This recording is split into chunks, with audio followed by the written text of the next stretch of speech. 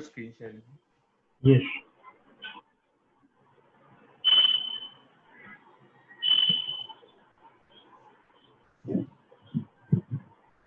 Thane, Maharashtra's major industrial town. Ram, can you hear the sound, please?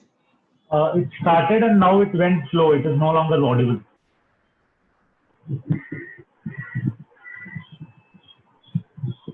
Initially, the sound Of the country started, has extended Okay. ample opportunities to Thane for becoming the richest district in Maharashtra, with potent factors like well-planned infrastructure and low cost of operation. With growing opportunities and upcoming business ventures comes the growing need for business networking to learn, to explore, to connect, and to share avenues for mutual growth.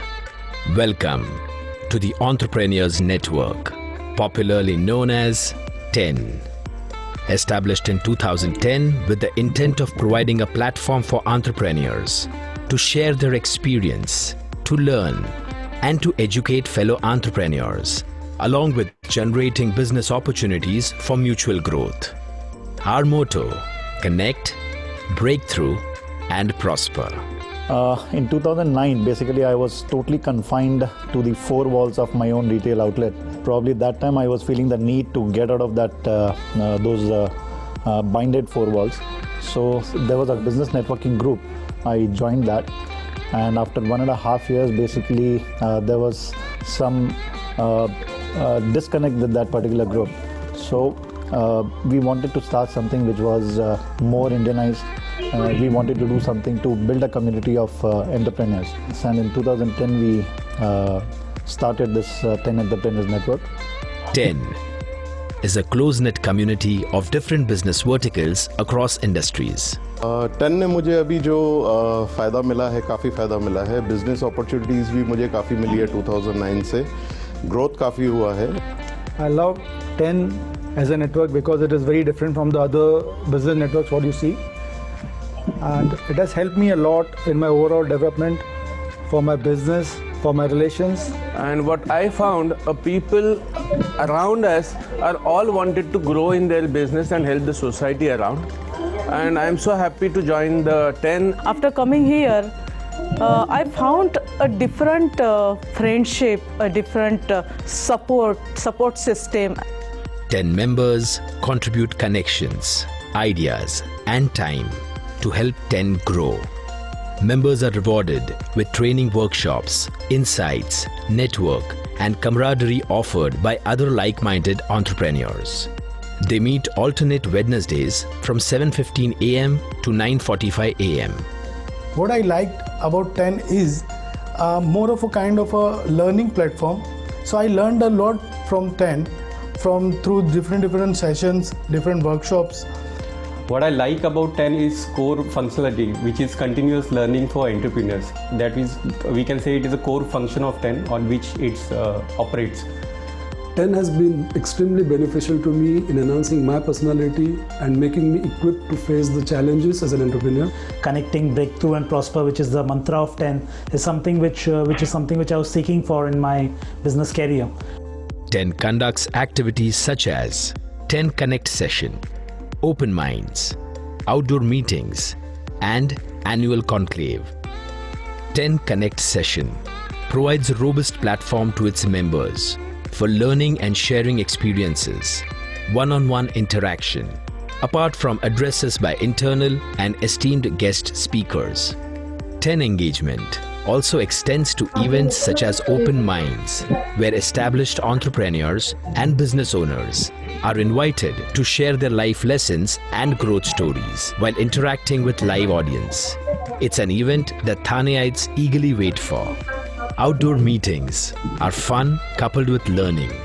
It aims at increasing member bonding and interactions beyond regular meetings. It includes site visits, visiting fellow members' workplace, and short outings which are extremely high on fun quotient. Vasudhaiva Kutumbakam, we are exactly following that. That really brings me to here. Since inception, 10 members have transacted more than 275 crores of business with its members and connects beyond 10. As we move ahead, in this path of connecting for mutual growth. We look forward to more heads, more hands, and more hearts to come together. We welcome you to attend the 10 Connect session to experience entrepreneurial energy, creativity, and motivation. Let's give our classic 10 clap to 10, which goes 1, 2, 1, 2, 3 twice. 10. The Entrepreneurs Network. Hi, thank you everybody. Now, I would like to introduce our speaker for the day, Kevin M. Shah. Kevin M. Shah took over his father's small business, and over the next 2.5 decades, he took his company's business to a point of such attraction that unsaluted in 2017. The company was approached by a Swedish MNC listed on Nasdaq for a buyout. He was thrust into early responsibility of heading the family company at a very tender age of 24, after completing his education as an industrial engineer at University of Houston. That happened due to the untimely demise of his father at a time when the Indian industry was struggling to find its feet. With no siblings to shoulder the responsibility, the managing director's slot with no real experience was overwhelming. The business was also not easy. Manufacturing of technically intensive equipment used in the chemical process industry, namely petroleum refineries, petrochemical complexes, fertilizer and chemical units, power plants, etc. A journey that began with just 5 employees and a handful of workmen. He grew his business steadily, only to face crises and certain life-changing events.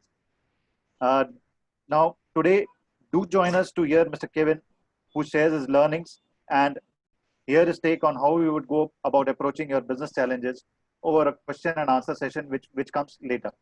Right? Welcome, Kevin. Over to you, Kevin. Thank you very much. And that was a very, very impressive audiovisual which I saw. And I would like to congratulate all of you here on the Team 10, all the people who I see here, including the guys behind the scenes. So it's a wonderful platform, and my big salutation to all the people who are here, who are entrepreneurs. These are tough times, and you have been here. You are here to connect, to break through, and prosper. In these COVID times, I salute you all. When I agreed to talk on this, when I was approached by Mr. Ramkumar, he said that I must tell this in the form of a story and leave it to the people to grasp from these stories, the lessons and whatever the learnings that there are. So I completely agree with that, because any successful person will tell you that if the rocket is soaring high today, it is because of the bedtime stories perhaps which they heard in the childhood, and that perhaps keeps igniting and they keep going forward.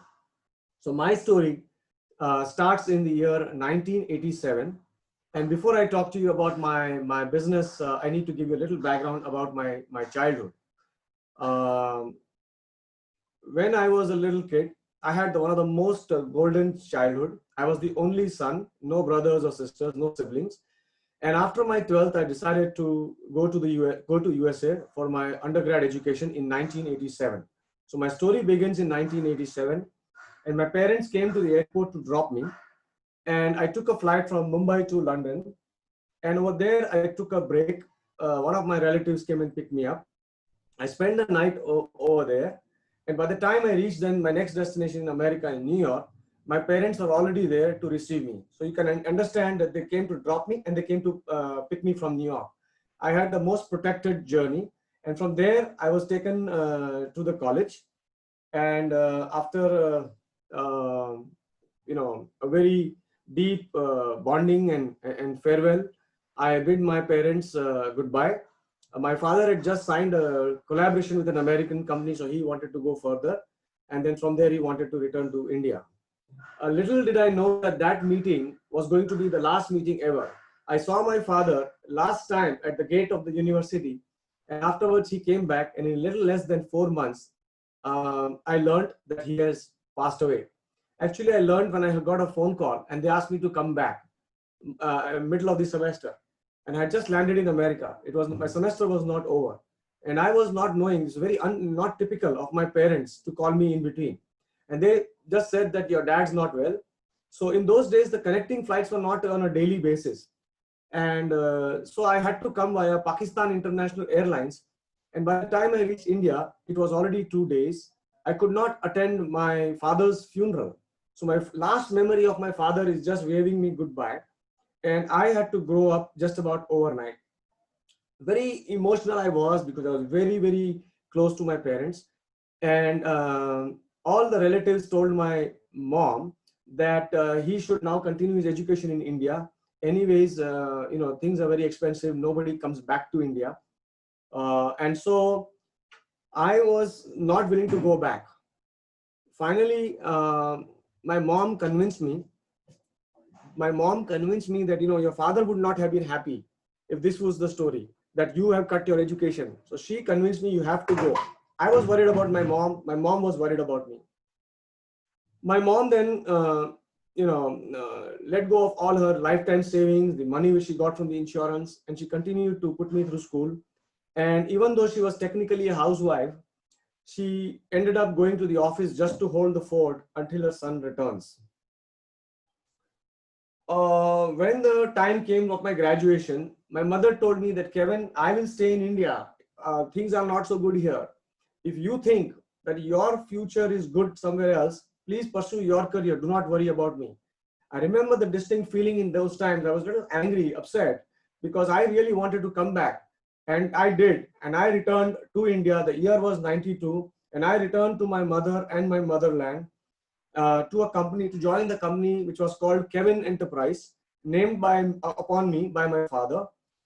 And when I came there, I was completely overwhelmed because I had to take the job of running the company at that age, straight out of college, with a double deficiency of being an engineer and from USA, not knowing the Indian systems. I'm talking the year 92. Okay, things were very different. And I was the youngest guy over there. I didn't know what to do. I could not even sit on my father's chair, and I decided not to because I didn't feel that I was worthy, and I thought I should sit on it only when I'm worthy a child. So I had another chair which was put in the same room, and I used to sit over there and until I said I'm able to get enough knowledge, information, confidence, and do what I have to do to live up to my father's dream. Well, we also had another uncle who had a minority stake in the company. And in less than a year since I have landed, he told me that, look, there is a case of excise, and that case is with a huge penalty and interest has gone very high. And therefore, it's best that we close the company and we move to Vadodara. And now think about my situation. I've just arrived from America. I'm trying to, learn things. And my uncle tells me that, things are not happening. We need to close the company. When I was in America, I used to be blessed that I was getting one magazine in those days from the Indian Embassy, which was called India Abroad. And when I used to read that magazine, I used to be very enthused about India because it had wonderful articles on India. And I thought that, things were really happening in India. I had also, after coming back, heard about the liberalization program that was launched, and all that was happening in my head. And therefore, I was not willing to, let go of the company where our sales turnover was half than our liability, and the liability was compounding at the rate of 18% per annum in those days. So my uncle left, and I was here with a small office, a small factory with 5 employees, 25 workmen, and 1 computer. I should mention this computer because it was the only real good asset in those days, 286, and we used to treat it like a newly married bride. It used to be nicely covered and kept. And with all these liabilities, the workers in those days, the era of union, there was a union there and a very rigid union. In the meantime, my excise liability was growing as 18%, and I had to pay 20 lakh rupees to my uncle to separate, which was already added. So I had landed in the world's perfect storm, if you can say that.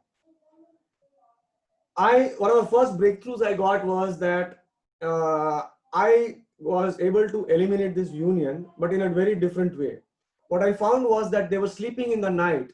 Okay, in the night shift, they were sleeping. And I used to go there at 2 in the morning, 3 in the morning and wake them up to work. And I had some good advisors. And someone told me that, hey, Kevin, this is not the way to run your business. Your workers are sleeping, but you are awake. You should be sleeping in the night. You are doing something wrong. It hit me very hard. it got to the point when some of my customers came over and my workers wouldn't work because it was lunchtime and the customers wanted to see a demo. I then decided that, if I have to start afresh, I'm carrying a lot of baggage and I need to do what I need to. And so when there was a little bit of slowdown, I just told the workers that I really do not wish to run the company. It was not really true. I wanted to come out. There's 25 workers and I came up with a golden handshake and I was able to get rid of all the 25 people. I said, I'm closing down. Some of them were actually, feeling a little bad for me because I was just a kid, over there. And they all went. And out of that, I once again started the company about 2 months later. And I recalled about 5 of them who were good people. And with that and some few advisors, I again started once again. So the year 94 and all the way to 97 were brilliant years because in those days, the effects of liberalization were being seen. And you all, some of the old folks here with as much white hair as me, remember that those were the years when things were doing good. So 94 to 97 was good. And after that, the Y2K was going to strike in the year 2000 and the world was supposedly coming to an end. And so the Indian IT industry was booming. Our industry was not booming. Fortunately, I had, made hay while the sun was shining. And therefore, I was able to live through the years 98 all the way up to 2000, which was in my industry one of the slowest years. And I realized that, my God, it was so good to have saved those investments. In the meantime, that collaboration which my father had just signed and then he could never reap the benefits had somehow continued. But so they started buying from me and we started, the condition was that we can only sell to them in the export market. And things were really looking up. But suddenly a phone call came from the president in Akron, Ohio, who told me that, Kevin, we have sold the business. I said, who did you sell it to? And they sold it to one of their competitors. It pretty much meant that it was the end of the day for me. The reason being that I was going around telling in India that we have the technology. These are technically intensive products and we were qualified with the organized sector based on our collaboration. And on sales, we were giving them royalty because there was trademarks and patents on that. Well, the patents were all over and therefore this company was gone. So it was no different than a compounder or dispenser trying to give the medicines outside based on the advice of the doctor, but the doctor was dead. But it so happened that over the years, we had absorbed the technology. In fact, when we were selling back to them, we had they had given us the engineering codes also. So we started doing the engineering and all those things. The company to whom they had sold approached us and they said that we don't see much good future in this. You either sell your business or we kill you. I took the advice from people and everybody was telling me that, you cannot survive against this big multinational. You need to wind up and go. Something in me told me that, I need to keep going and I refused that offer, which in everyone's mind was something very stupid for a young guy. Perhaps it was my youthful indiscretion, but this is what I did and I refused the offer. Immediately, the Indian industry stopped buying from me. My customers were in refineries, fertilizers, petrochemical. These were all government companies, PSUs. They were very, very organized companies because they said you don't have this backup of the technology. What if something goes wrong? Now here this company is gone because I have absorbed the technology and the patent is over. And Indian companies were not willing to accept me. They could not understand this. So the second best alternative I had to do was to go and sell outside in order to convince the Indians. And guess what? One of the first big jobs I got, a big breakthrough, for a job out of an Italian-French joint venture for a project called OMIFCO. It was Indian government was setting up a project in Oman India Fertilizer Project. And that project's viability, the company's name was Oman India Fertilizer Company. And the word India was there in it.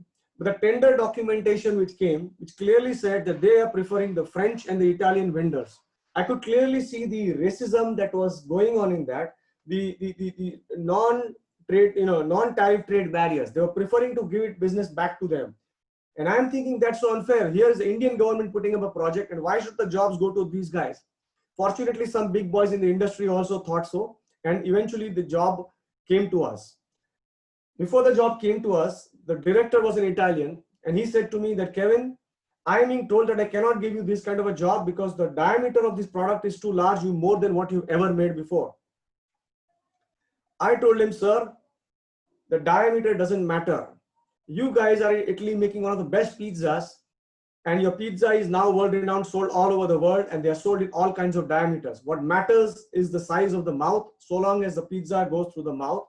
My product I make in parts, and then I assemble in it, and then it becomes a whole. And I'm willing to give you the best inspection, the best validity of every part I made, and you have to take it inside the tower through the little window, and you have to assemble it inside.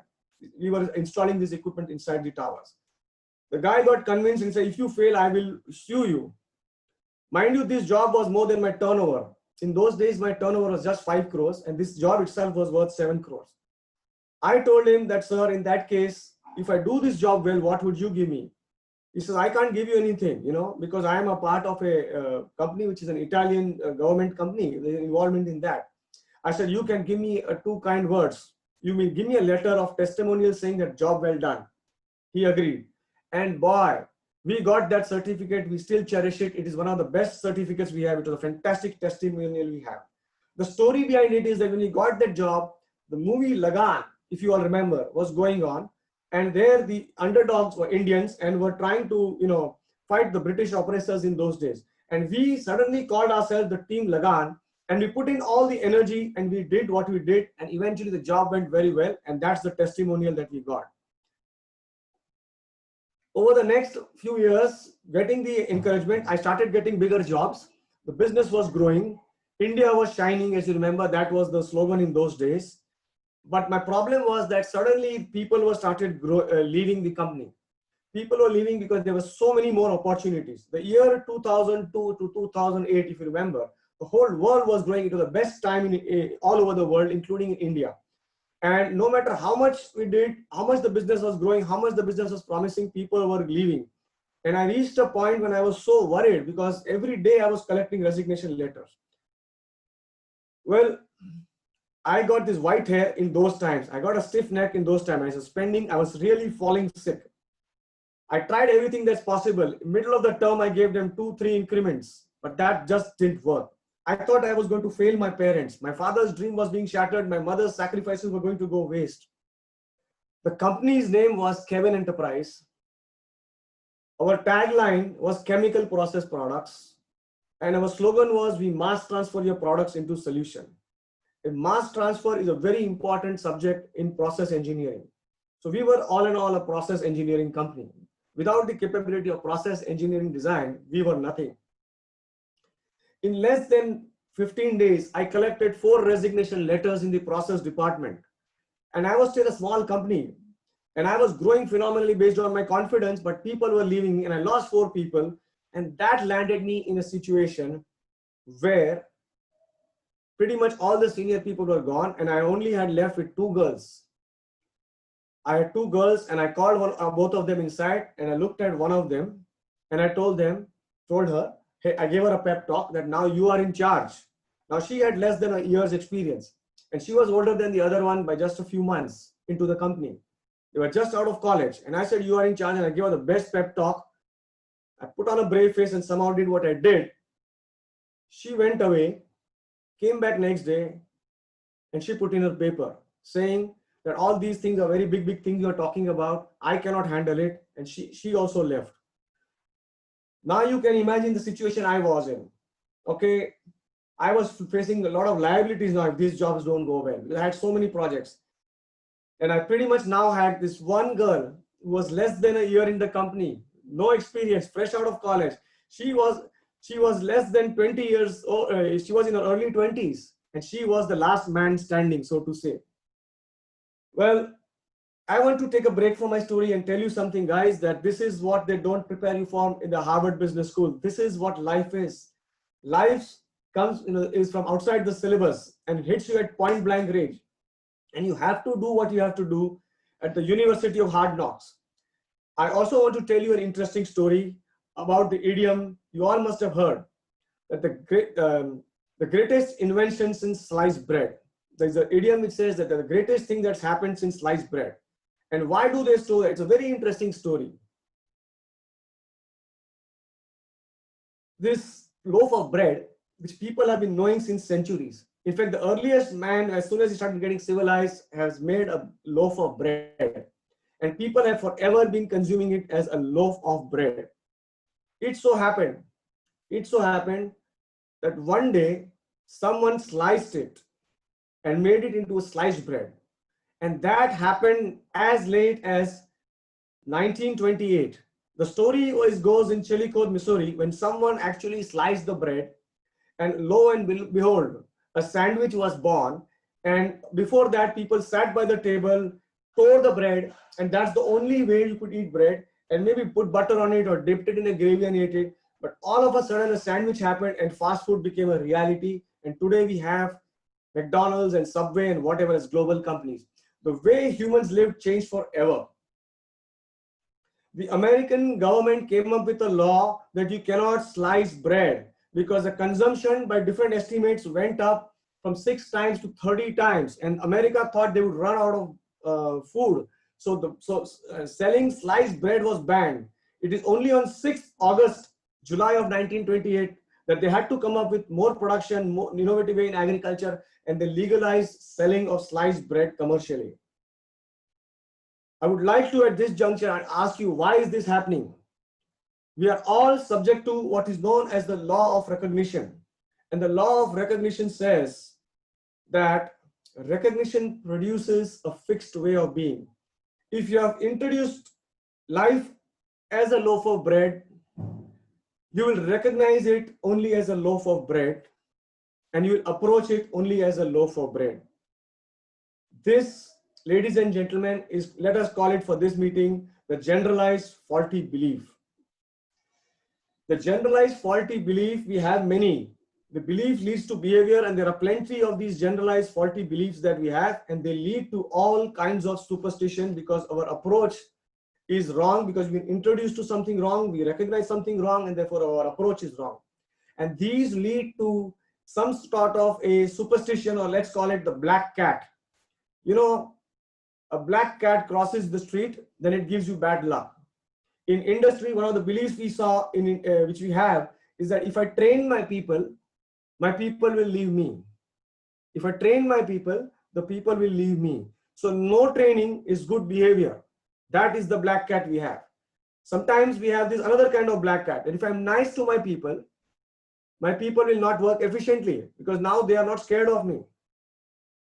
So not being nice is good behavior. Niceness becomes the black cat. And sometimes these black cats are so efficient that it can produce two superstitions, that if I am nice to my people, the person will not work and may even gather the guts to come and ask me for a loan. And therefore, we are seldom talking to people, we are talking at people from a pedestal. This generalized faulty belief, we have so many of this, and just imagine that if a loaf of bread which worked for centuries made into a sliced bread and it changed the world forever, if we are able to eliminate some of these faulty beliefs, some of these superstitions, eliminate some of these black cats, imagine what it could do. But the question is, how do we get out these ghosts from our haunted house? So let us come back now to my story, where the situation was that the last man standing was running the process department in a company with a tagline, chemical process product. And this last man was a girl in his early 20s, to be exact. At that stage, I was actually shattered. I was really worried, and I was falling from a cliff, and I was wildly swinging my arms to catch hold on to anything. At that stage, I was so down, my ego was so deflated that I was open to any learning. My arrogance of intelligence was gone. The innocence of common sense was making sense to me all of a sudden. I was extremely vulnerable. And ladies and gentlemen, I want to tell you that to be vulnerable is okay, but to become weak is not. In fact, the stronger the leader, the more vulnerable he or she is. Vulnerability opens up possibility. It gives us new realms of possibilities. And at that stage, in that moment of my distress, I discovered my personal black cat. What I was doing was, living my dad's dreams and trying to, make good for my mother's sacrifice. But these were my personal realities. It was a fantastic thing, to be a worthy child. Nothing wrong with that. But then there is only so much, people can sympathize with you. could empathize with you, but they can really beyond a point not get enrolled with that. And this was my aha moment when I realized that I need to get going into something more convincing, and moving away from convincing and getting more into enrollment. So my entire language had changed. And when this girl, I told her, now, you are in charge, she agreed. But she came back the next day. Now think of this, she came back the next day and she said, sir, I want to not give you a false promise, but I am considering doing a MBA. She was planning to do her MBA, and that kind of had actually mellowed me by then. And I began to talk the language of peer mentoring. I was no more standing on a pedestal. And I told her, look, it is never a bad idea to not pursue your MBA, but just hear me out. Where we have reached is not bad. Look, I don't have an MBA and I am running a business. You need to understand, you spent 4 years in process engineering. How much of that is helping here? What you learned here is what is really helping you. And ask yourself this question. Ask the why. Why is it some of the best universities who are asking for MBA are asking for minimum 2 or 3 years of work experience? If you want to put in your paper, it is accepted. But give this a thought. Why don't you go with the 2 or 3 years experience and then go? That way you will not be entering the university just to take the exams and getting the grades. You will be able to bring in and contribute there. You will be going with a better application, a better understanding. She agreed, and that really worked. So I would like to tell you at this stage that another black cats I realized that money as a motivational tool has a huge limitation. Money as a motivational tool has a huge limitation. It gets blunt very quickly. Okay. Am I being heard clearly, all of you? Yes, Kevin. Okay, if you are, yes, and if you are, at time to time, give me your thumbs up if you are enrolled in this story as well. Because sure. Please do that. Yeah. We'll do that, Kevin. Yeah, please give it to me. All right, thank you. I need that as well because I know that people are there, and because I don't see faces. All right. So now I had to find out something which was a different kind of a scenario where I could enroll people. Well, that was an era when it had just passed. If you remember, that was the time when the Pokhran bomb had also passed a little while ago. There was the Pokhran blast, the nuclear bomb, and India had arrived on the world stage. President Bill Clinton had come to India. No American president in a long time had come to India for 25, 30 years. There was an attack on the parliament. We were the first time in history thinking of attacking. Operation Parakram was launched. We had this Kargil war, which we decisively won. And there was a very strong, buzz going out there in terms of nationality. And there was a very strong overhang of those years. And terms like India shining and all that was happening. And we were competing 2 multinational companies. We were the only Indian company. We were competing one Swiss company and an American company. And I, by nature, was very patriotic. When I came back to India, people were just congratulating me for that. Congratulations for coming back to your country. No one ever comes back nowadays. And I was like, and I was anyways patriotic. The reading in the earlier days all helped me. And I was selling to companies with the names like Indian, Bharat, Hindustan, Indian Oil Corporation, Bharat Petroleum, Hindustan Petroleum. We were actually, supplying to that Sensex 15, I would say. India's Fortune 500 companies. We were supplying to all 5 of them. In those days, there were only 5.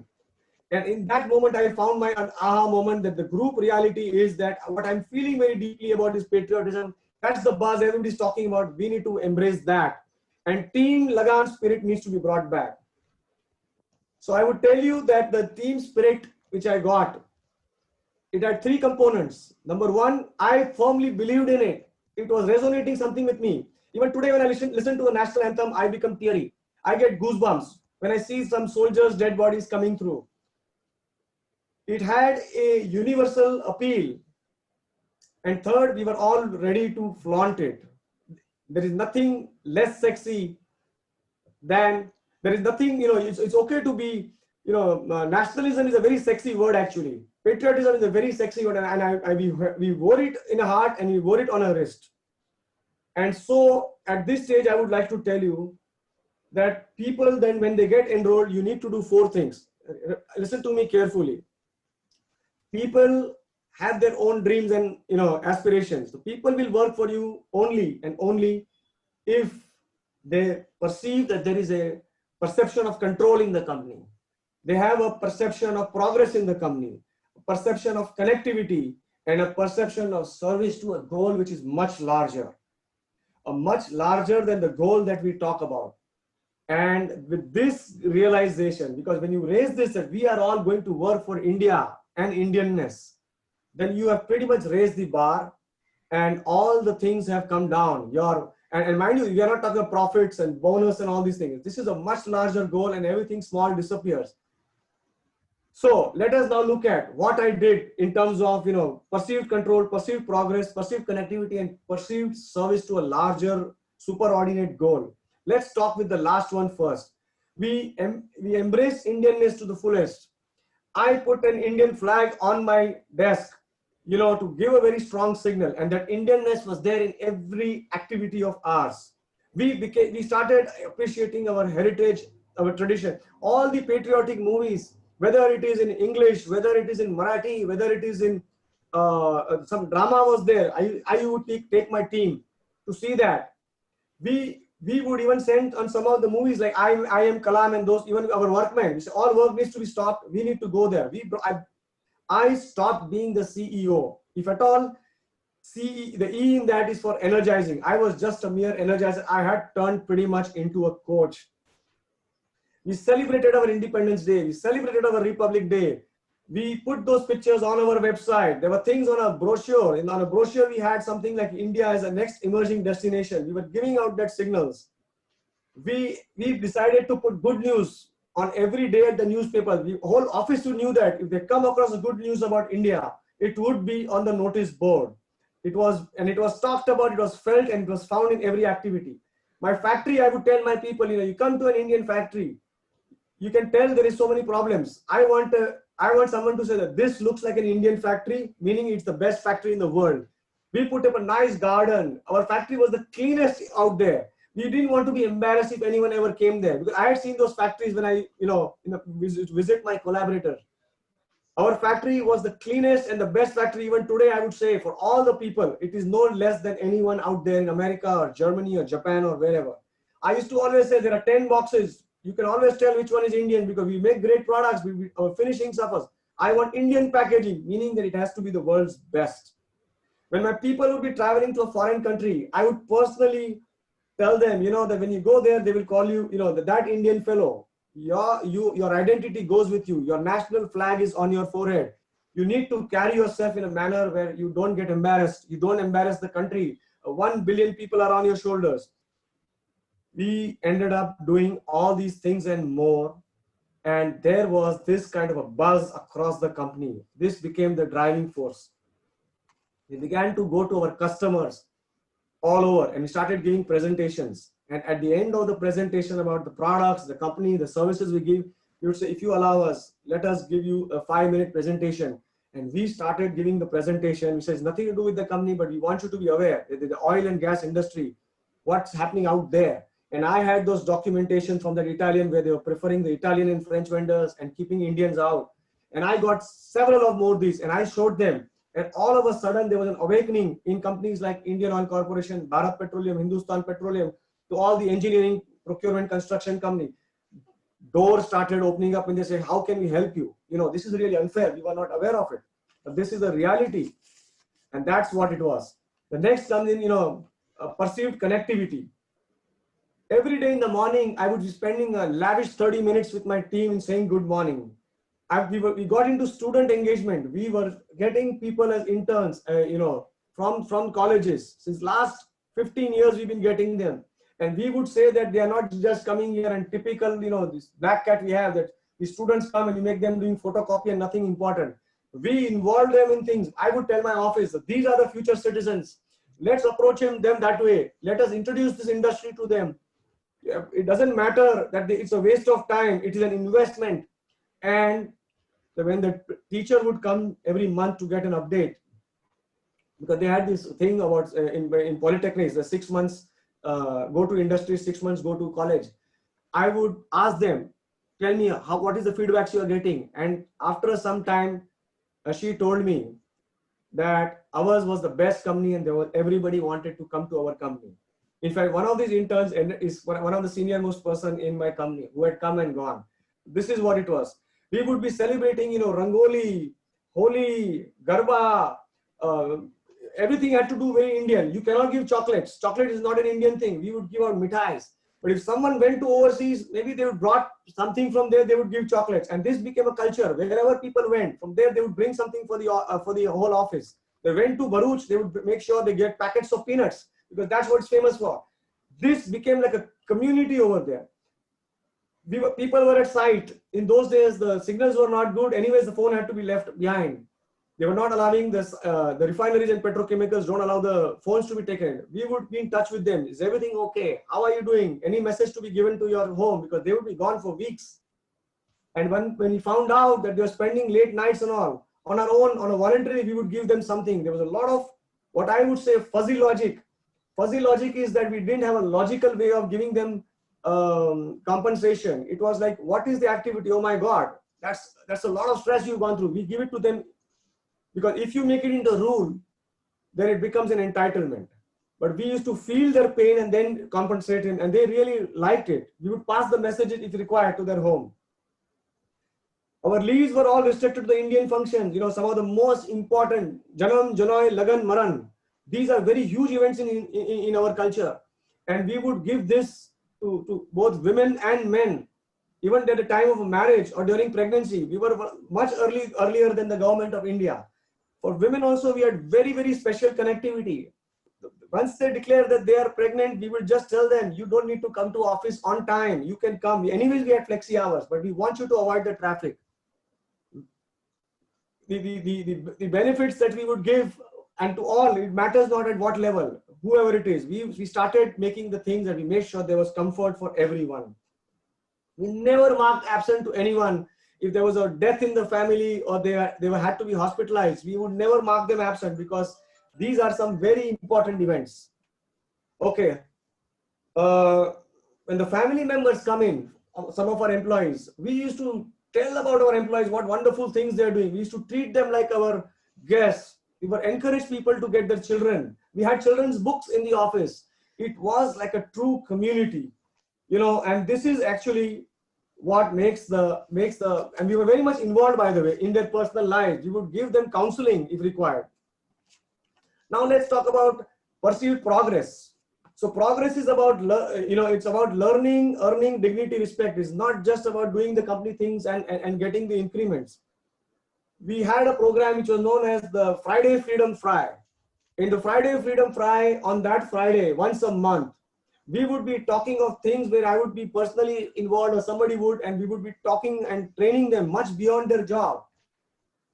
The PEST was the word: political, economical, sociological, and technological aspects that are happening in the world. How do they apply to us? We would ask them to read editorials. We explained to them the whole Obama and the Modi phenomena, not the person, not the politics, phenomena, what it means for the world, what it means for the country, and how will it affect us. Individual departments came out with their own, such programs. For example, my production department had something which was known as DIP. You take the dip into the thing, development improvement program. The other department had, Dil Se Kaam Karo, development, improvements and learnings. Our HR department had, fist, let's do things with a fist, and that was like funds, improvement, style, and learning. In every activity you do that. We taught them about the importance of sense of humor in business, self-deprecating humor. I would myself be talking to my foreign collaborators or whoever, customers, and I would ask the team to sit live. Look how we connect, look how we talk. I would make fun of myself. The handshakes were very important before you get into the meat of the matter. When you have to go and pick up a guest, a foreign guest, what are the protocols? You simply don't send them. How do you answer the phone calls? Every little aspect which would make India not look bad. We went into the minutest detail, power dressing, how to make a handshake, all these things. It was pretty much a mind parlor of sorts. When I was on holidays, there was a bit of connectivity. I would be sending them some pictures of the monuments there and explaining the history behind it. If a foreign guest was coming, I would encourage them to look at the Wikipedia and tell them a little bit about their country, or if they're visiting there. People were becoming real strong leaders in that. Let's talk about control. So this is the things which I say is that it's a learning, earning, dignity, respect. And about control, every person should perceive that they have some control in the company. They should not be like the centipede with 100 legs and I'm leg number 35. Whether I walk or not, what does it matter? The centipede is going ahead.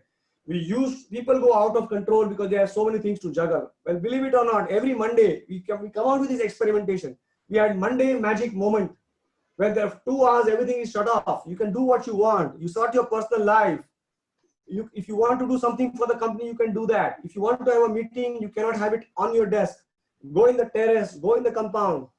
This is so that you kind of relieve yourself, you come up with your own ideas. And believe you me, there was no sales target ever. I'm talking about control. People go out of control to meet the sales target. I said, make a list of the things which are 100% in your control.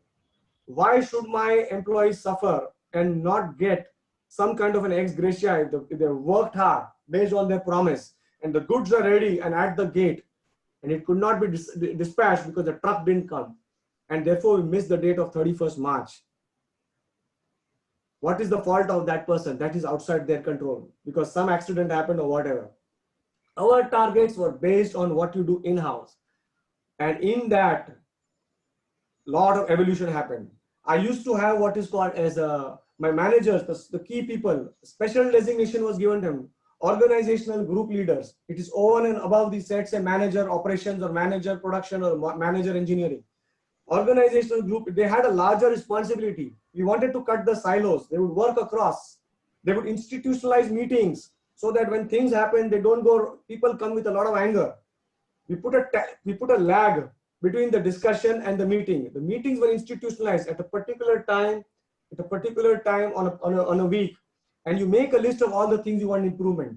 It works. It works. At that moment, if you try to solve it, it doesn't work. You think it works, but it gets lost in the heat of the moment. Both the departments are screaming at each other. It does not work. They ended up making so many things, simple things like frequently asked questions. They made such a beautiful list. They made such beautiful documentation that this became the marketing tools for us. It became the tools for training our juniors. Every time the slowdown comes, there's a sense of you're out of control. I used to always say, the slowdown is God sent. We have so many things to do.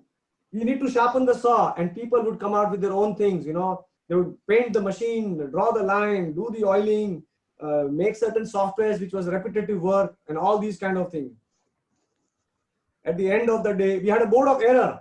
If somebody made an error, it will be written on the board. Imagine, I cannot be everywhere. And the person would write on the board in our factory.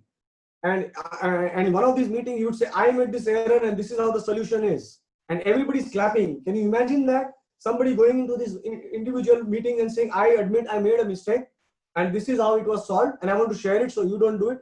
The board of errors was there. Even our customers, when they came to factory, they would see that.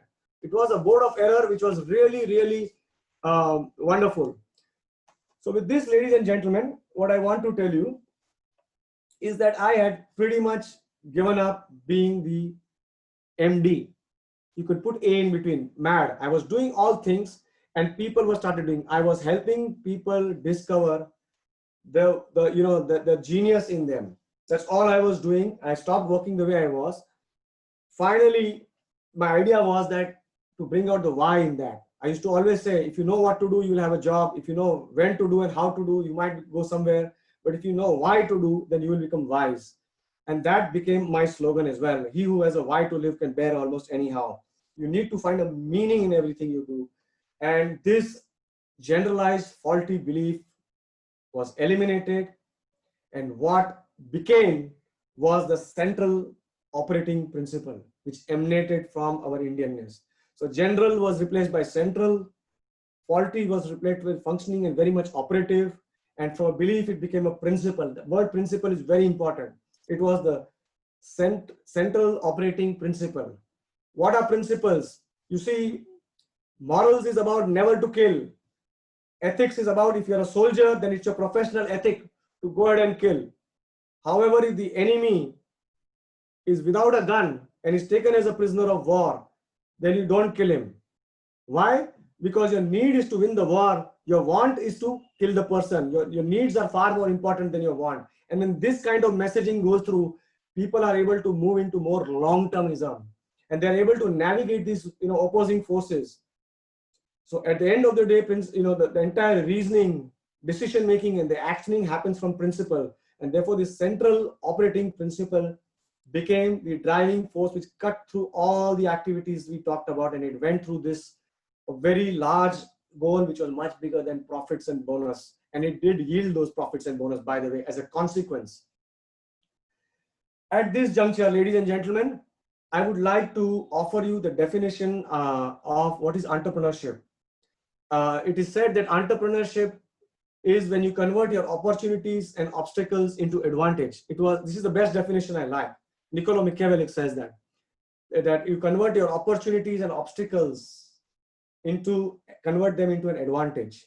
Mind you, in that definition, it does not say that you are an owner, because a lot of owners believe they are entrepreneurs. No, that's the black cat. That's the generalized faulty belief. Sometimes people in the job are far more entrepreneurial. All my champions, all my OGLs, they were doing all the entrepreneurial work. A lot of people in employment do entrepreneurial work. And a lot of times we end up doing transactional job. In conclusion, before I end my story, where I was headed was that we need to understand that at any given time in a life of a company, it is always a dark, stormy night. Things are happening. The only where it is nice and bright and happy is in the heaven. That means it's a dead company. If you are in the business, then you must realize, and in that, what you need to do is that you need to be there like a lighthouse. And if there is all the ships which are coming towards you, if they are not attracted to it, they will move away from it. They say, I don't want an accident, they will move away. Those who are looking for land will come to you. And this signaling has to be constant, and it has to be very clear on a stormy night. You will end up attracting the right kind of people. And that's all that counts. Nothing else counts. So at the end of the day, what happened after doing all these things? At the end of the day, what was amazing is that we ended up getting registered with almost all the big companies out there, all the multinational engineering companies. And when we used to see inquiries, we used to see the specifications of our competitor in the PSU documents. We ended up being specced everywhere. That was the most amazing thing. We even today have some of the best testimonials that are. So what was amazing is that we have some of the best testimonials. We are registered everywhere, and we are being, the competition is now asked to match us in a lot of instances. Amazing became astounding is because there was absolutely no union in my company after that day. And since the last 14 years, if you can hear me, please give me your thumbs up. In the last 14 years, I did not lose a single key person who counted. On the contrary, about 7 or 8 people joined back who had left. This is the kind of attraction it became. And when astounding becomes astonishing, is all that resulted in what?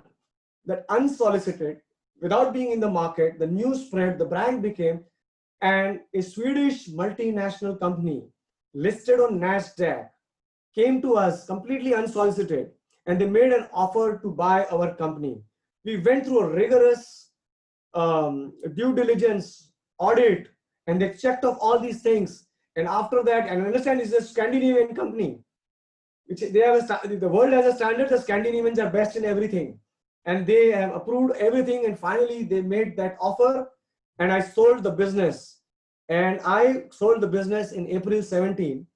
And let me tell you, as of today, they have not fired even one person from the company. We are very happy with the team. In fact, one of the persons who came said that we are so happy with your culture. We don't have that anywhere in the whole of this organization. And I want to protect this culture over here. And if you are wondering what happened to that last man standing, that girl, she has now, that I'm out of the company, has taken my position, and she is heading the company. If you guys like this story, then please give me your thumbs up. This is the true story, ladies and gentlemen. This is exactly what happened. The question is this, that we all know that we need good people. The question is that there are what sort of good, it's an answer to what question? The question is what sort of good, because there are 50 shades of goodness. And trust me, qualification is not in that. Your degree is not in that. I did not have anyone from IIT or IIM. I had people who big companies rejected. I had people who were just BSc when a requirement was for engineering. But we have put in the energy, they have done the things, I salute to them as well. They did they're all champions right now, but they have not fired even one person, and that's why they are here. We were looking for the right kind of goodness, and those are the boats that came to this lighthouse. What are the goodness that they are looking for? Is that why should we want good people? Why should good people work for us? And therefore we need to change the entire narrative. And the last is, once they join the company, how can we make sure that they remain good to us and to each other? Because ultimately, to reach anywhere, you need the team alignment. And that is why Peter Drucker says, the culture eats strategy for breakfast. You can have the best strategy, nothing happens. If somebody asks me that how would you describe your company in one line? On what principles does it operate? And I said, the way I can describe it is that it's a very homely company, professionally managed, customized to the individual needs, and aligned to the service of nation building. And this is exactly what we did. So when you have that, and you are enrolled with this larger purpose, and you can bring people into your dream, and you create this kind of a group reality, people give their best, whatever is there. And ultimately, knowingly or unknowingly, effective communication begins to happen across. In words, said or unsaid, or in actions. Evolved culture becomes a reality. And decision making at the right time, at the right level, and the relevant decisions starts happening. I would like to only end this by saying that many years ago, Sigmund Freud had said that people asked what is the purpose of life, and he said that the purpose of life, it seems, is that man works so hard because he wants to be lazy. He's seeking pleasure, and he's hoping that one day he will have that pleasure and he will relax. It was found that he was not right, because people who could afford all the luxuries and pleasure have even committed suicide. And Adler came and said that he's wrong. He said the persons are looking for his power. And people, very powerful people who like to drive men here and there, they too have lost their path and they have committed suicide. And finally came Viktor Frankl. In the midst of all the darkness and depth, he was a Jew in a German concentration camp. He said that the life's purpose is not pleasure, it is not power, it is purpose. And if you can bring in purpose in whatever you do, things begin to happen. That can only be your vision mission. We don't believe in all these walls, you put all these things. We don't have that. This is the life that we lived, and this is what we have achieved. And today we are bearing the fruits. People only look at the fruits, but the story behind it is very important. And therefore, please listen to the story and be a storyteller. Thank you. I am now open to questions from all of you. Over to you guys.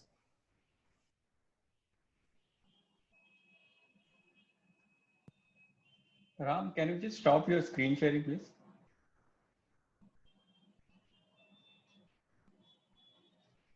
Thank you, Kevin. What a wonderful journey you have. Thank you for sharing your story. There are a lot of aspects pertaining to the people management, which are described by you in your story. I will just repeat 2 or 3 which are very important for the audience perception. First is LEDC, that is learning, development, dignity and control. Second, Friday. Can you just repeat Friday? What concept you have? So please note, we called it the Friday Freedom Fry, because it was away from the main thing. So it's called Friday Freedom Fry, and you can call it whatever you want. I would like to say that when you heard my story, the word Friday Freedom Fry had some meaning. Something happened in the office and the word got coined. We coined these things as we went along. For example, I told you about the pest. I told you about the fist. I told you about a bill. These are acronyms, which becomes kind of a very aspirational titles for the people to do. You can learn the strategy, but you'll have to come out with your own ways. You'll have to come up with your own. So these names are not so important. I must give you that clarification. You create your own name and feel pride in that. Okay. Yeah. Thank you. So we'll start the questions, Kevin. The first question is from my end. You told that when you took over the company, there was an internal union. So I just want to know, what was your experience here with the union when you decided that you will retrench or terminate all the employees and hire the new employees? So is there any resistance from the union at that time? No, you see, the thing is that people gave advice and they said, oh, workers are like that only. And this is the way it is. What I realized was that when it was a block, as a block, if they are arguing, then the merit doesn't happen. At an individual level, they were all in agreement with what I was saying. I was saying, what am I telling you? I'm asking you to wear earplugs.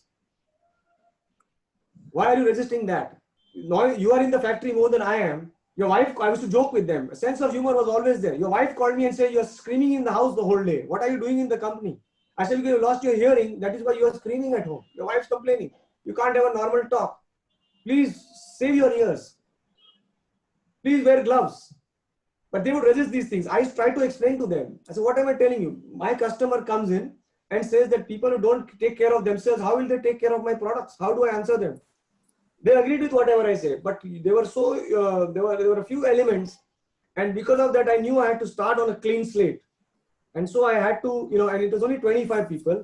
They all felt sorry for me, so I did not use force as a tool of negotiation. I did not use fear as an instrument for negotiation. I called myself as the injured party. I am not capable. Right now, it's not happening. Anyways, the business is down. So, and they felt that this fellow will, he's a nice guy, but he's full of idealism, but it's not going to happen. Idealism is very good. You have to use it very, you have to embrace that. After all, the whole organization ran on idealism, but ultimately you have to maintain the integrity, because moralities don't run the company. And so integrity does. True. So they then understood. I came out with a VRS. They said, "Paisa leke bhago," and then I started the company again after about 2 months of break. You also said in your journey that in last 14 years, you had mentioned zero attrition rate as far as the employees are concerned. But there were times when we can call it as a mass resignation. So can you share the reasons that people had decided to resign from the company? Why should somebody work for me? Vulnerability. Okay. I was running a brilliant. I was a worthy child. I was running my own dream, but I was talking me, myself. These were the 3 consultants I had. I mean, a lot of energy was there, and they appreciated it. Beyond that, what is it for them? So I started giving increment, disproportionate increment, 20%. In 1 year, I gave 3%. Money as a motivational tool becomes blunt very easily. There was something more. And why am I crying when I see the soldiers' dead body? Are they fighting there for money? These kind of thoughts started bothering me. So ultimately, when we make a plan, we make a decision, it's all in personal reality. When we go out there, remind you, Apollo 11 landed on the moon. Apollo 1 didn't. And John F. Kennedy had given them 10 years time. Figure it out. It was not in a hurry. $25 billion was given in a non-war expense. And the country had was there lots of tailwinds. But it fails in the real world. And therefore, you need to figure out on the job. Life hits you at point blank range, and you have to learn at the University of Hard Knocks. Thank you, Kevin. We have a question from Mr. Shailesh. 90% of the companies do not grow because of the wrong requirements. HR department is the most important part of the organization. Can you share your views on this? HR department is the most important department. And it has become a reactionary department. It was the most ignored department. You all are, some of those people who are in the age of 40 and above know that it was the most ignored department. In the last 5 or 7 years, it has become to be most important department. It is more of a reactionary. I'll give you one, quickly I will tell you this story which will tell you what it is. What is the role of an HR? The HR is not to do counseling and all that, because he's not a frontline guy. It is the frontline manager who knows what it is. It is the frontline manager can call the HR if required, But the HR is, again, it's a Chinese whisper. Even you and me are talking, and if a third person comes in and I run it through that, it'll be a problem. Try doing that at home with your most favorite people. Akbar was the first HR of the world. I mean, Birbal, sorry. See what used to happen. You know the Birbal's Khichdi story. I'll just tell you in 1 minute for those of you who don't. Akbar gave a challenge that whoever can stay in this cold river all night will be given 100 gold coins. One person actually did it. Next day he went and made his claim. Nobody else was willing to do. One guy went and made a claim. But I have stayed, and your guard saw it. I have stayed in that cold water for full night in ice melted water. Akbar said, okay, here are the 100 coins, but before I give it to you, tell me, how did you do it? And the man said, far away, I saw one fire, and I used to look on the hill, and I used to keep looking at it, and I was keeping my mind concentrated on that. And I felt that the warmth of that is coming to me. I ignored all these problems which are having around. He said, no, you have cheated. So then he does not give it to him. This guy goes away. Birbal finds out. Birbal invites Akbar to his house for this khichdi. And this khichdi is not coming, this Akbar is sitting in the living room. It's not being served for a long time. And he gets upset and he goes in the kitchen and he finds that Birbal's wife, who makes wonderful khichdi, is making the khichdi, but the pot is above the fire. Where the fire flame ends, it is about 2 feet in the air. He said, are you gone mad? With this, will it ever get done? How can the heat from the fire reach the pot if the pot is hanging in the air? At that time, Birbal told him, sir, if this 1 or 2 feet is too much for you, how are you, doing injustice to this fellow? The job of the HR is that of the Birbal. Was Birbal trying to take away the 100 gold coins from his Jahapna? No. He wanted a welfare state. He wanted to make sure that no one is giving bad words to his management. He is the bridge between the two. At the end of the day, Akbar is able to rule because of his aura, and aura does not work with the sword. There's a limitation of that. And people is one rotten apple who goes around the entire empire. Everybody will get spoiled. He wanted that everyone should be happy. That's how the welfare state. And my Jahapna's brand should not get spoiled just on this something so small. You were not comparing apples and you were comparing apples and pineapples. Your brand is far bigger than these 100 gold coins, sir.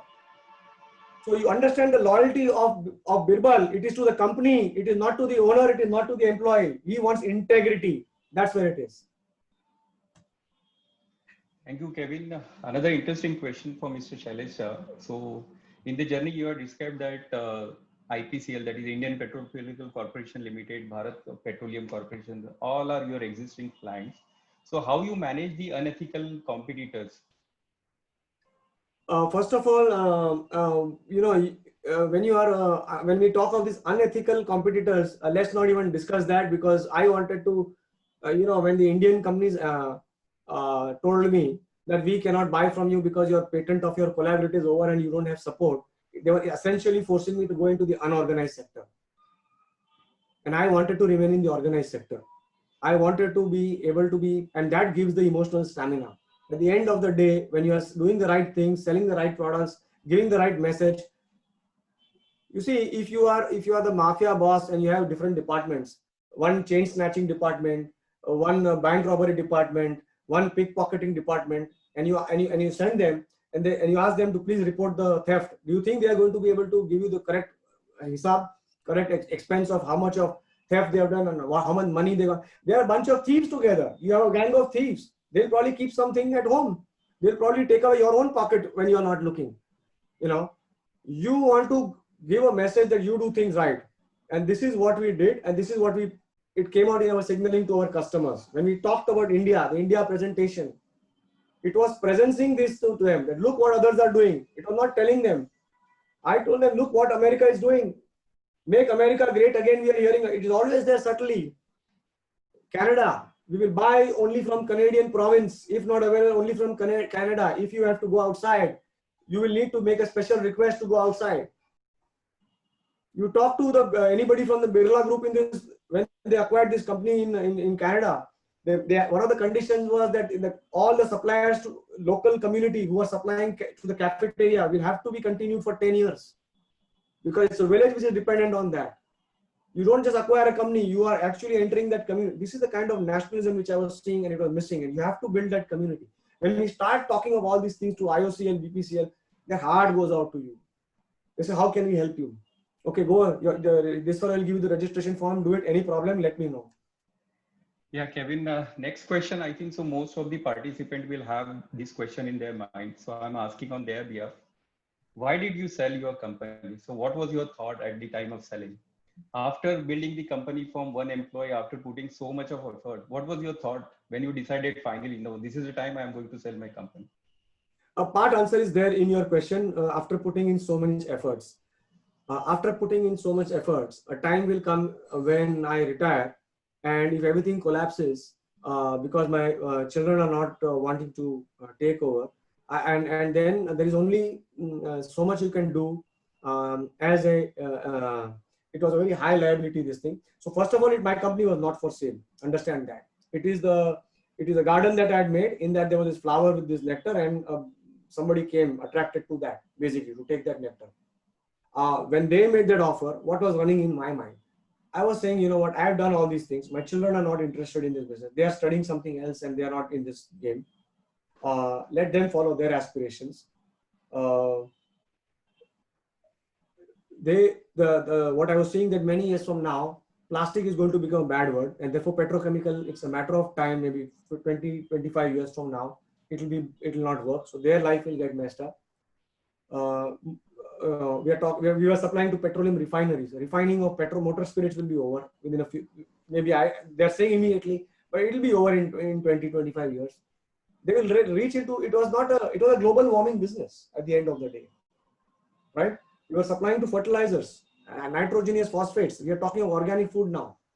So when the offer came to me, it was not a very easy decision. It was like giving away your daughter in a marriage. It is that kind, and you want the best for your people. At least that those who are still there, at least they don't need to get into a situation. They have gone into a good home, from one home to another. At least they can do what.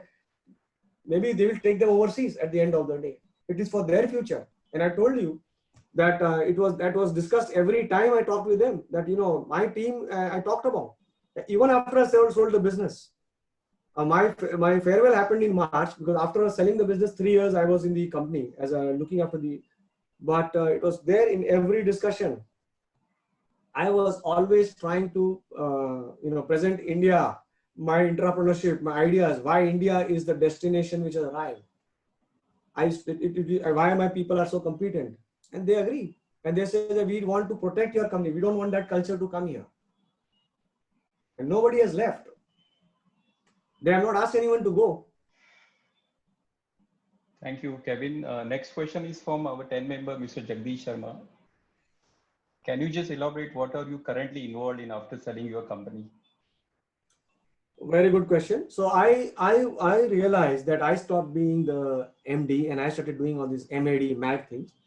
And if you want to, and I was energizing, I was a different kind of a CEO. And I have been pretty much a consultant in my own company.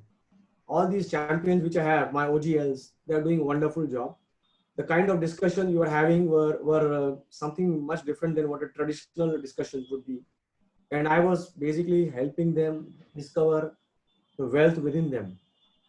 And these people who couldn't speak English at one time are giving presentations in foreign countries with full confidence. When foreigners come, they give confidence. When people say, how are you doing this job? They make a nice plan, and it's all their creation. It was just my encouragement. And so I have been a consultant. I was always consulting people just out of fun. I'm part of what is known as masterminding with Mavericks in Dubai, where a bunch of business folks get together and we discuss things. I understand. I'm involved in there. I'm part of Ascent. I think you got my reference through Mr. Kannan in Ascent. And it is very much interesting to me. In fact, Ascent only takes people who are owners. And when I went to Ascent, when I joined it, I had just sold my business and I told them, and they said that you don't fall in our line. Why should we take you? And I gave them the speech of my life. It came from the heart. I said, I am a learner. Look, I gave them the same thing. I've been a consultant. I've been a coach. I've been a mentor. I'm involved. I help people. And I'm here to learn, and I can share my experiences. And I'm a very participative person there. And I would assume they value me because they have given you my reference. I was not aware of you guys. And I'm so happy I came here. I met so many, all these folks. So I am planning to now become a entrepreneurs. I am already, and I am already doing, only I'm going to put a commercial structure to it. So more than people who want to, I'll be very happy to hold hands. Feel free to contact me. If you can again put up my contact. In any case, everyone on this, please give me a feedback on 3 points. I want to know that you owe me that much a little bit. Is that tell me on a scale of 1 to 10 what you thought about the content of this talk. Number 2, the delivery, if it fell properly on your ears. And third is overall what feeling it left with you, good, bad, ugly, mad. So 1 being not so good, 10 being great. Just send me an email on the email ID which they will put it up. That's all I want to know. And in that, just in 1 line, write down what you do. I will look you up. Just write down your 1 line on your website. Don't send me the whole thing. Yeah, Kevin, we'll surely do that. We will also circular. And I'm very happy to guide someone. Please contact me. I'm willing to. It really energizes me to see entrepreneurs thrive. I loved your slogan. That's why. We will take last 2 questions. Both the questions are very interesting. Question from Jagdish Sharma. How did you manage to pay back the high excise duty with 18% at that time?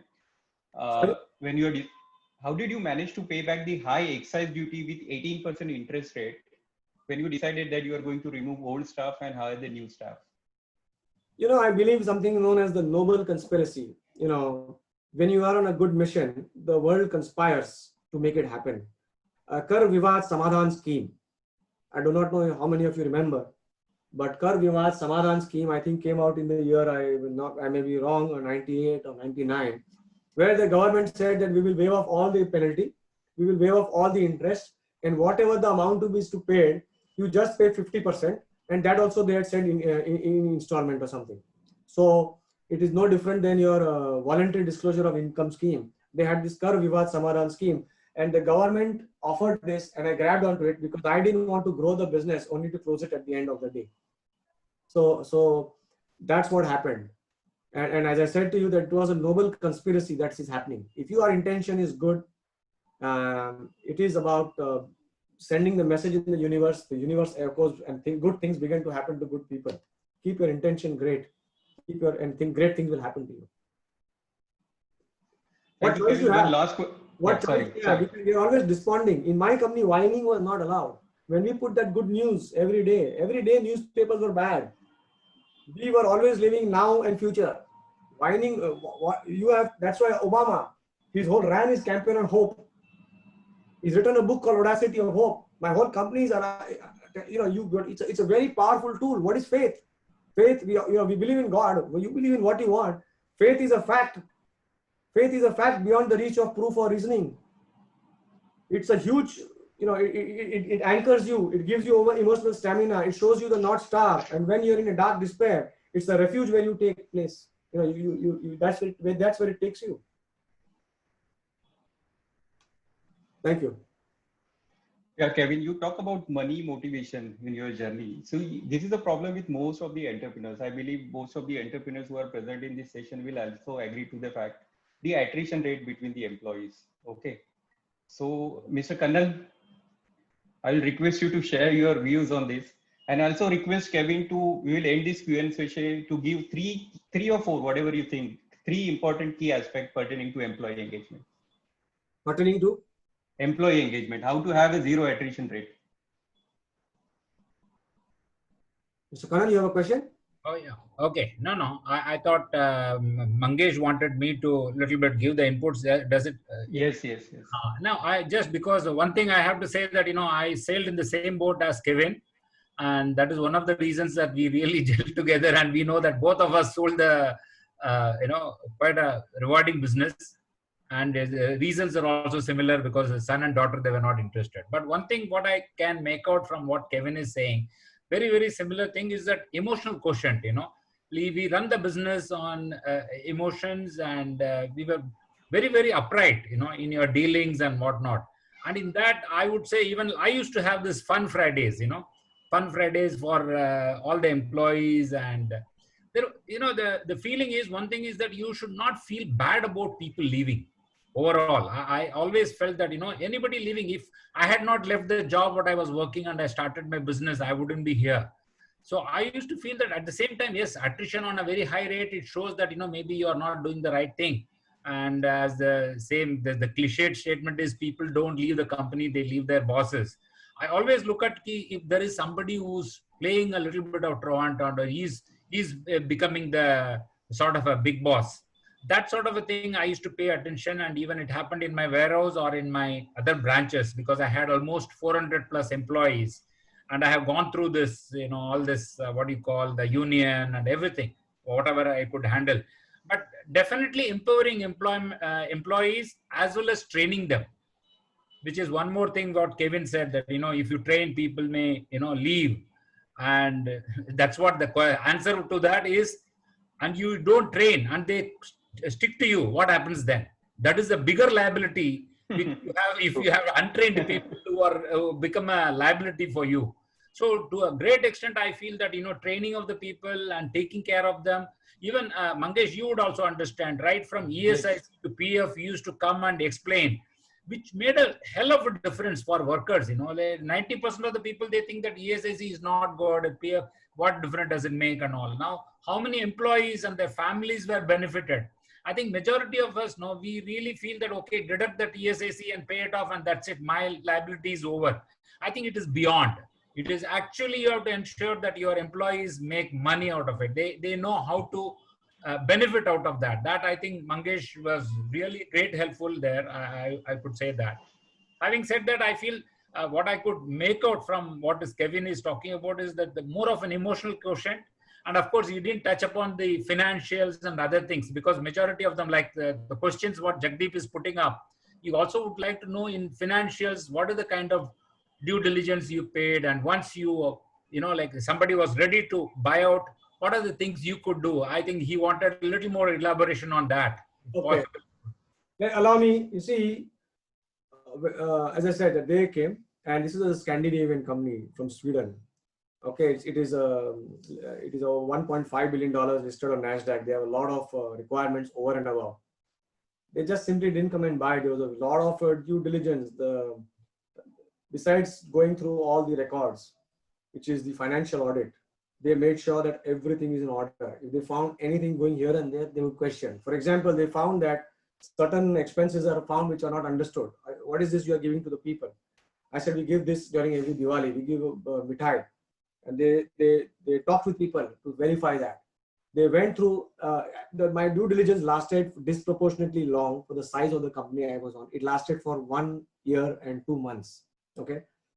So they went through that. And the way we did it, we never kept money idle actually. Whenever the money was idling, we never kept it idle, because pennies make a pound. We basically would make sure that it is put in the money market. It was non-speculative money market. And therefore money was growing. I'm just giving you an example. Our business was a feast and famine, troughs and crests. We did that. So everything was audited. Everything was financial audit, legal audit. Has some employees sued me? Have I sued some employee? Has my customers sued me? What's the culture here? Are there litigation with vendors? It's too many fights with the department. There was none. They went into structural audit. After you buy this company, what if the structure falls down? They went into brand audit. They collected a list of 100 people. Out of it, they randomly called some people from England and different agencies from there. And the lady from London would call and ask them, have you heard of this company? Or no, not that way. They would say, if you want to buy mass transfer products, which company comes to your mind?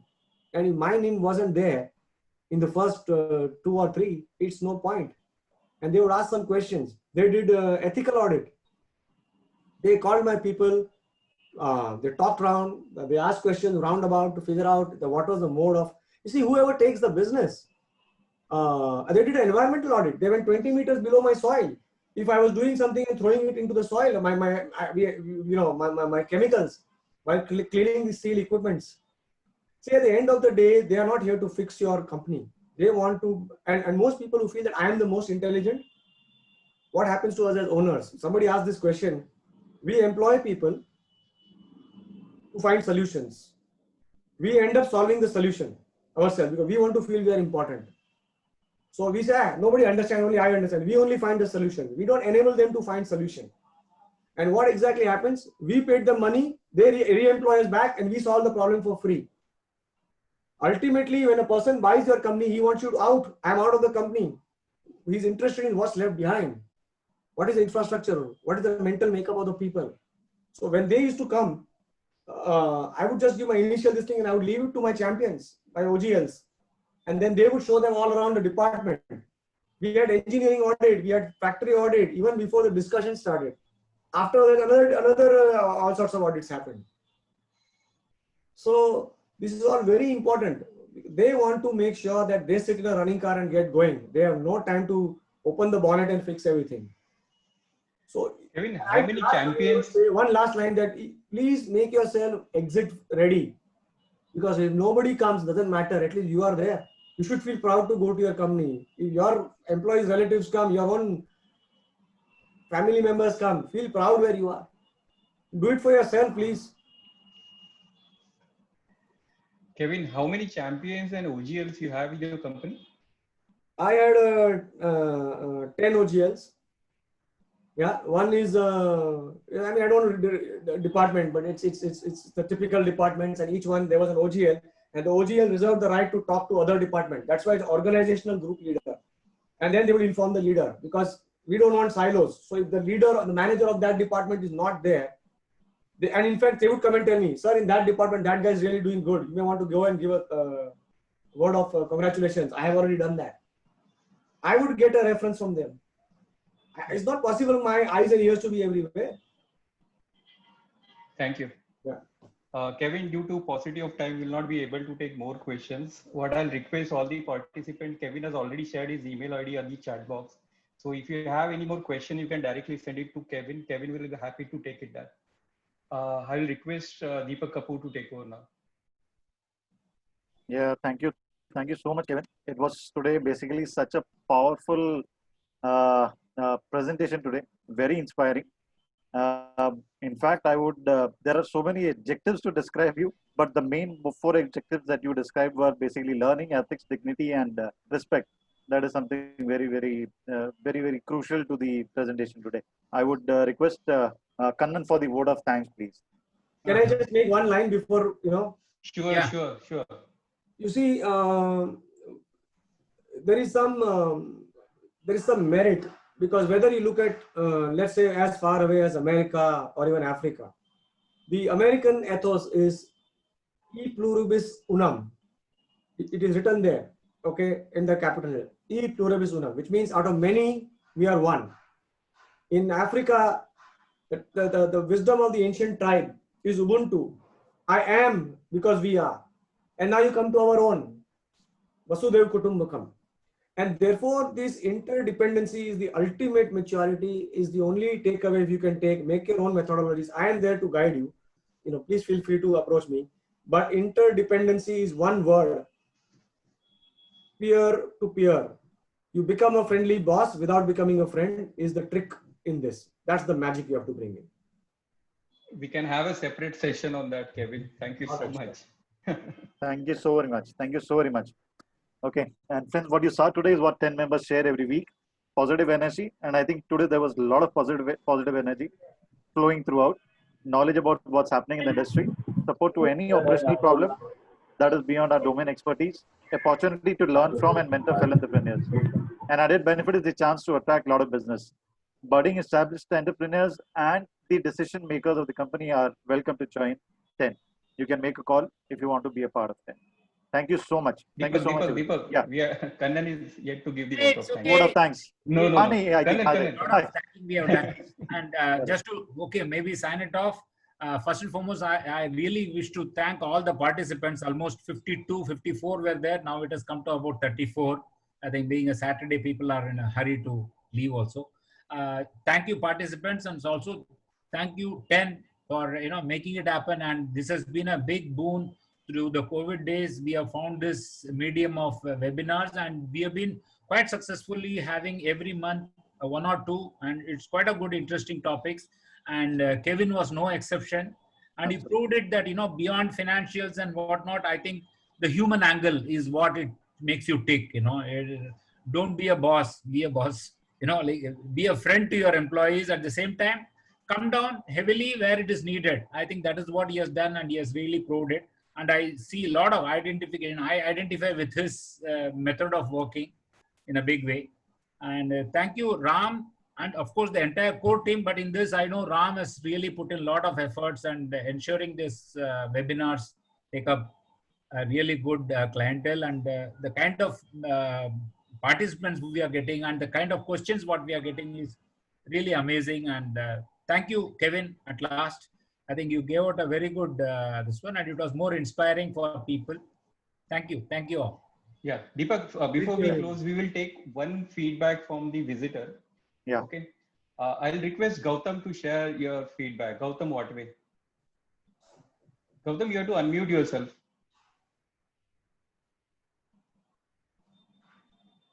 Gautam, are you there? Has the host unmuted the participant? Yeah, Gautam.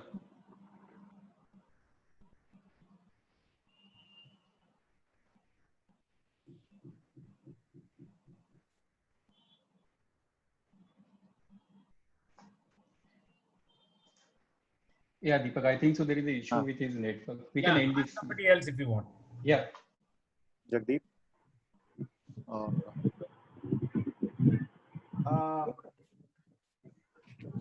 Hi.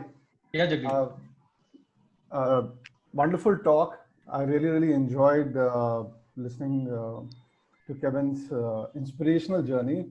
Right from the time he shared how he went about from his education level to the point of where he sold his organization.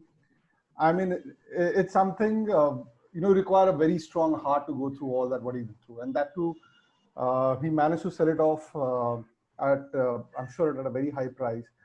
I'm sure his parents must be very proud of him. Love the talk. Thank you so much. Thank you so much. Thank you. Thank you, Kevin. Thank you, all the participants. We'll end the meeting now. Thank you, everyone. Really Thank you. Thank you, Team 10. Thank you, Kevin. Thank you. See you. Bye-bye. Bye.